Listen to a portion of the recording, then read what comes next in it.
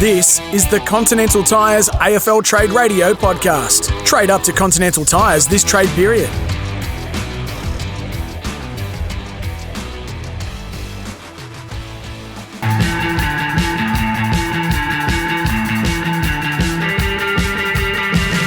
You are listening to Gettable with Riley Beveridge and Cal Toomey on Continental Tires AFL Trade Radio. Continental Tires, engineered in Germany, proven in Australia. Search Continental Tires today. It's been a busy start to the week for Melbourne list manager Tim Lamb, who completed a trade that saw the club wind up with picks 5 and 9 in this year's draft. Tim has been good enough to join us on Gettable. Tim, thanks for coming on.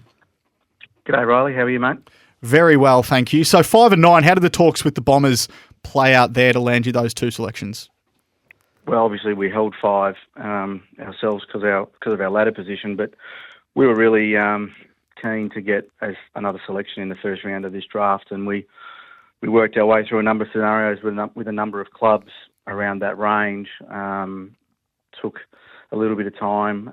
Obviously, we had a crack at a couple of the other picks, but then we were plugging away in the background with Matt Rose over at Essendon, and then over the weekend that sort of came to fruition that we could get that deal done, which was a terrific result. We're really excited about having those two early selections in this draft. As you said, Tim, a couple of cracks at some of the other picks around there. Pick 13 being one of them, pick 11 with Fremantle's selection as well that might be on the table. How did it unfold, particularly on that Sunday, as you know, a lot of discussions were being held on 13 and pick 9 as well? The Bombers come to the decision that they wanted to trade that one out. How did it unfold where you got to the point where you're willing to give over those 5 picks for this year?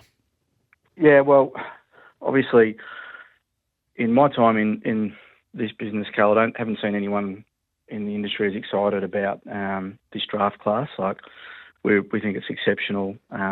Always been part of our strategy to try and bring in elite young talent. So it was just a matter of working through the different scenarios and what could potentially get the deal done. And it was, I think, sort of later Sunday arvo where we were able to come to that arrangement with Essendon, and pick 9 was a great result for the club. Well, we've mentioned this a couple of times. I know we've spoken to you about it previously on Trade Radio about this as well, the draft to pay theory of using your future first and bring it into the current draft pool. I don't think anybody hates anything more than Melbourne hates holding their future first round picks. Take us inside it a little bit, because it is a strategy that you've deployed either successfully or tried to use over the past couple of years with the Harley Reid bid last year, the Bailey Humphrey attempt a couple of years before that as well. Take us through the strategy. For us, it's just a tool that we like to use in trying to get in a position to acquire elite young talent. So last year, obviously, we brought in Caleb Windsor and Colton Tholstrup. We bundled some picks to move forward in the order to ensure that we got Colton. And then this year, having that early selection and, as I've said before, a really strong draft class, we're really open to being as aggressive as we could to get as high up the order as we could, because now we'll have 4 picks inside 12 over a 2-year period, which will help us in we believe, in the short, medium and long term. Do you take 5 and 9 to the draft, or is there a way you can still flip them around in some type of order and be more creative closer to the night? Yeah, well, we're open to everything, Riley. There's obviously a fair bit going on at the moment with other deals that haven't landed and with other clubs. So there's a lot of calls going on in the background. There's a lot of scenarios getting raised, and we're happy to be involved in anything that we think helps us.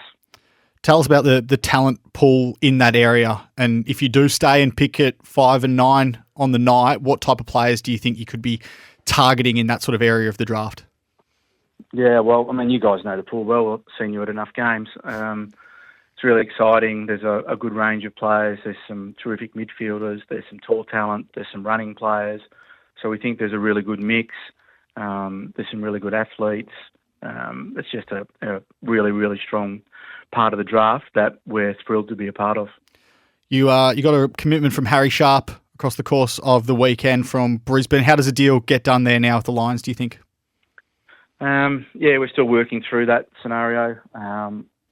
Obviously, they're in a unique situation with their academy and father-son player coming in, so they're working through what they require in terms of points to achieve all that. and we're hopeful that we can bring Harry in as part of the next couple of days. Tell us what you like about Harry and what role you sort of see him filling in at Melbourne next year. Well, Harry obviously holds the record for the 2K at the Combine. Really strong runner. He's been in a terrific program at Brisbane at a terrific club. Just got stuck in the queue behind some really good players up there. So we've lost some running power in Alex Nilbullen and Lockie Hunter retiring. So if we were able to bring Harry in, keeping in mind he is contracted to Brisbane. So keeping that in mind, if we are happy to bring him in, then we think he can play wing, we think he can play high half forward, so we're open to a number of scenarios there. He holds that record by 20 seconds, Cal. 5 minutes 28 is what he ran the 2 kilometre time trial in. So 20 seconds from Tarkin O'Leary and Cooper Hamilton in second. Sharp time. What about Wade Dirksen? Do you still think though? Jeez. Wade as bad as the Seinfeld episode. Hey, that was a good one. That was our best one yet. The request. Wade Dirksen, do you still think there can be talks that can revive that one? To be honest, I think that's looking fairly unlikely. We've thrown a fair few scenarios at the Giants, and they've been very resolute that they won't be trading Wade, who again is contracted. So it's always a challenge when a player holds a contract at another club. That's totally within their rights, and we understand that. So we'd like to bring Wade to the club, but again, I think the way things are tracking, that's going to be a bit more difficult for us to sort out. One of the deals that did get done really early was, of course, Alex Neil-Bullen's move to Adelaide for pick 28. Was part of the reason you wanted to do that on day one, and not only in respect to Alex's contribution to your footy club, but also to give you the ammunition to make the move you did on the weekend in terms of bulking up your pick hand and getting creative? Yep, you're exactly right. So it's twofold. Like Alex is been an unbelievable servant for our club. Picked 40 in the 2014 draft, I think he was. So premiership player, 10-year player, outstanding human, who had some circumstances that were very unique, and it was something that we felt as a club that was the right thing to do. As I said, given his history, service, and the uniqueness of what was going on, which I won't go into. But again, and I'd really like to say to Justin Reid and Adelaide were really fair in their dealings. So we're able to get that done pretty quick. It was agreed to a fair way out, to be honest. But then part of what we try and do is get some stuff done, so that gives you some assets to do some other stuff. So you're exactly right. They gave us the opportunity to then go to market and try and achieve one of our primary goals was to get another selection in the first part of this draft. And you're able to bring in Tom Campbell as well on one of the first days of the free agency window, opening as a backup ruck option. Tell us about your interest in Tom, how that progressed, and what type of person and character he is as well, because we've spoken about it a number of times, but it seems like everywhere he's gone, they've raved about what he's like behind the scenes. Yeah, he's a star, Tommy. He's one of the great humans in the competition. But more importantly, he's a big, tough ruckman who will be great to come in and work with Max. He understands that Max is the big dog. Tommy and Maxie played together at the Dragons back in the day, so they know each other. They know each other well. It's come full circle. He'll also be great with Will Verrill, our young guy. He'll be outstanding. I think he won the Sandringham VFL again. I think he's won 2 or 3 VFL best and fairest.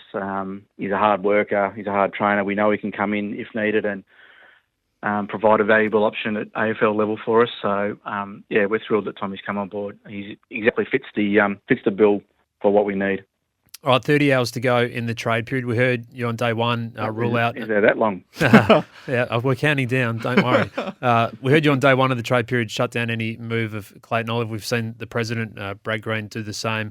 With 30 hours to go, can we absolutely rule out any change in position on that one? No, nothing will change. Same for Cozzy? Yep. That's pretty definitive.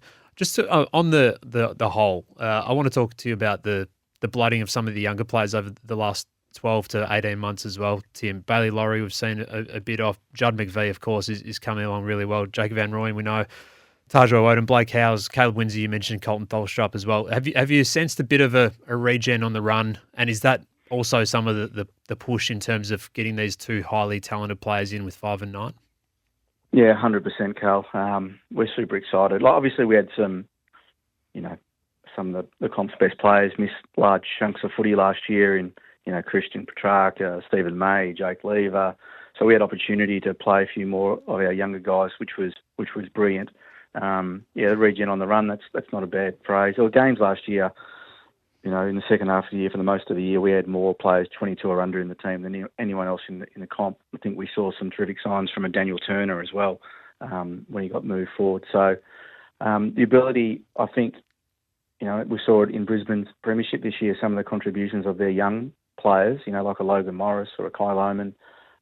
So terrific thing for us is the coach, doesn't care what your birthday is. If you're in the best team, you're in it. I think we saw the spark that, Caleb had at the start of the year, and then Colt came in, and, even Conan Brown debuted. So it's brilliant. And these guys, if you combine them with our senior core, who are, some of the elite players in the competition, we think it's a really great blend for us that's going to set us up, give us great opportunity to rebound really fast this year.